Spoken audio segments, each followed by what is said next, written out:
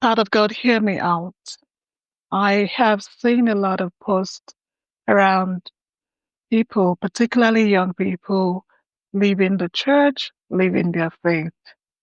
As a therapist, I have supported a lot of people with what we call spiritual abuse and religious trauma.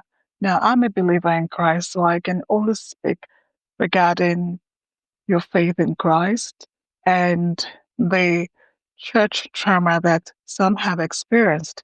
Look, if you have experienced church trauma, chances are you also might have experienced childhood abuse or neglect. Because from my clinical observation, I have observed that when people have that trauma that hasn't been treated, they tend to gravitate towards a highly structured institution or community where things are a bit regimented and there seems to be a protocol, and it's easy to fit into such structures because when one has experienced trauma, you are in that moment looking for some kind of structure and grounding to just help you survive. And what happens sometimes is when you start healing, you start thawing, you start becoming conscious and some clarity, and you find that, oh, I really do not want to stay in such a highly structured, probably controlling environment that is spiritual and religious.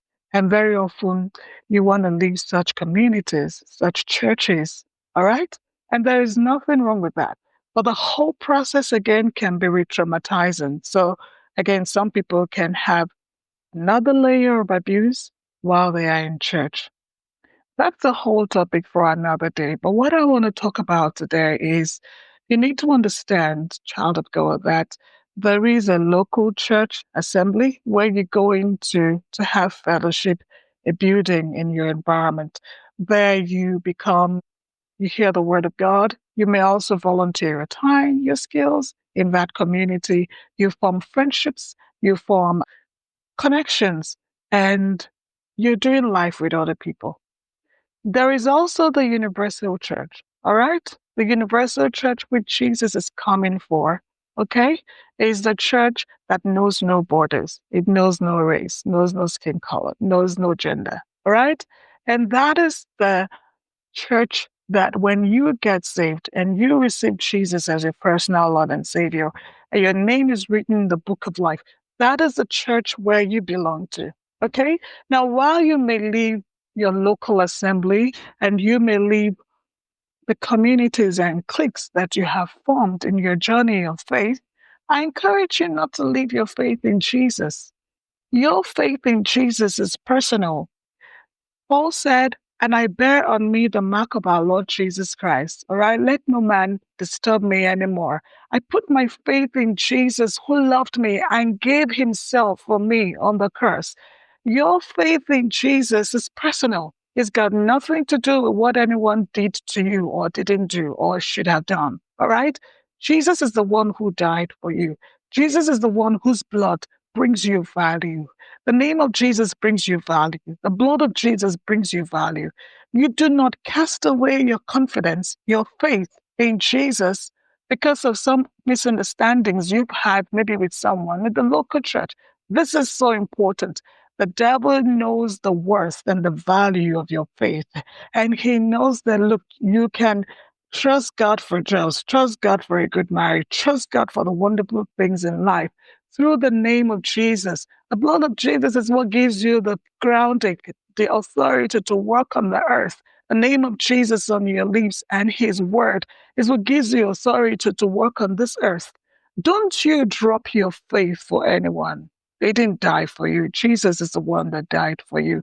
Don't transfer that to your relationship with Jesus. And this is so important.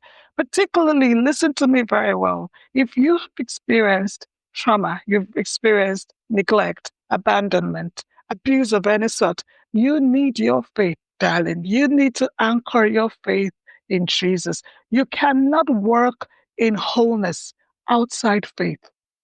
Your healing is spiritual, it's not just psychological. All right. I can talk to you around psychological techniques that can help you, grounding, neuroscientific researches around mental health. I'm qualified to do that. But I choose to talk to you from a faith-based approach. All right. Your faith is so important. And the devil knows that your faith is important. It has come to attack you. So I want to plead with you. Whatever disappointment and hurt, you can go for therapy with that. Go to a good trauma-informed therapist who probably can use techniques that can help your body release the anger, release the tension, and help you just get back into your body. But don't you leave your faith behind. It's so important. It's so, so important. And it's okay to step away from a local assembly while you heal. It's okay to step away from the community that triggers you. That is absolutely all right. And we're so blessed in this generation. I'm so grateful I live in this generation.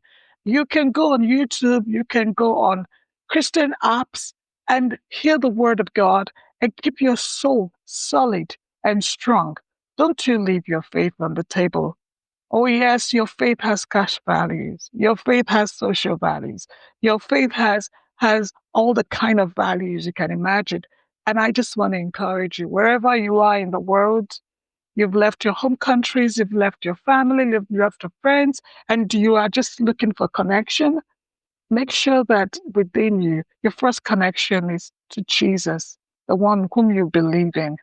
And I just want to encourage you to stay there. I'm going to pray along with you before I leave this moment. Father, in the name of Jesus, I pray for every heart that might be broken, disappointed, rejected, abandoned, particularly for those that have experienced some kind of trauma earlier in their lives, or midlife, or even now, and they are feeling re-triggered. I pray that you are the balm in Gilead. The Lord, you will heal every heart, and you will touch every heart and strengthen every heart in these last days to keep their faith in you, Jesus. Thank you, Father, in Jesus' name. Amen. Take care of you. Stay confident. Stay beautiful. Until next time. Thank you for spending time with me today on Emotional Healing for Christian Women. If this episode blessed you, please leave a review and share it with a friend who needs encouragement. And don't forget to download my new book, Beyond the Hurt, from my website, marvelademi.com.au, and other free resources. Until next time, stay healed, stay beautiful, and stay confident.